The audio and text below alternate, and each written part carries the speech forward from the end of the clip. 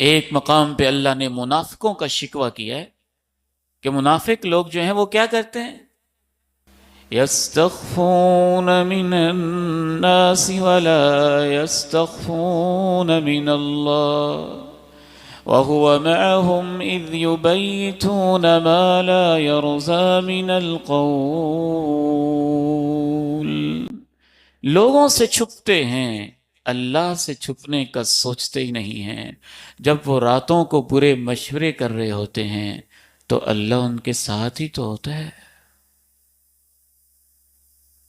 پہلا علاج یہی ہے، میں اپنی تربیت کروں، میرے بچے اپنی تربیت کریں، امت کے بیٹے امت کی بیٹیاں رب کی صفات کو پہچانیں، رب کی عظمت کو جانیں، رب کے جلال کو جانیں، اس کا مراقبہ کریں. یعنی دل میں یہ دھیان رکھیں کہ اللہ تو دیکھ رہا ہے، وہ عرش پہ مستوی ہے، بڑے جلال والا ہے، بڑی شان والا ہے، بڑی کبریائی والا ہے، بڑی طاقتوں والا ہے.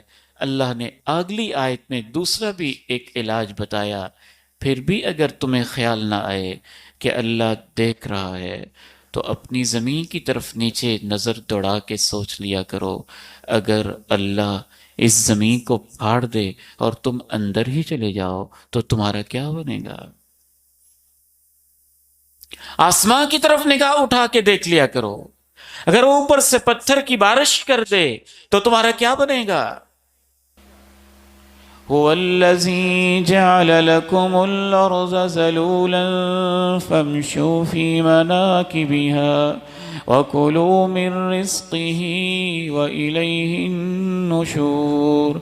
أأمنتم من في السماء أن يخسف بكم الأرض فإذا هي تمور أم أمنتم من في السماء أن يرسل عليكم حاصبا فستعلمون كيف نذير.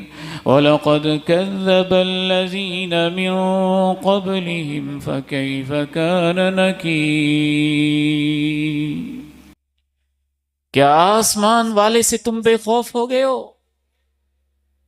اگر وہ چاہے تو تمہیں زمین میں دھنسا دے.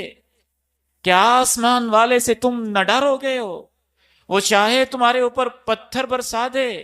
کیا تمہیں یاد نہیں رہا آج تم زمین کے اوپر بیٹھے ہو اور ایک دن وہ بھی آئے گا تم زمین کے نیچے چلے جاؤ گے.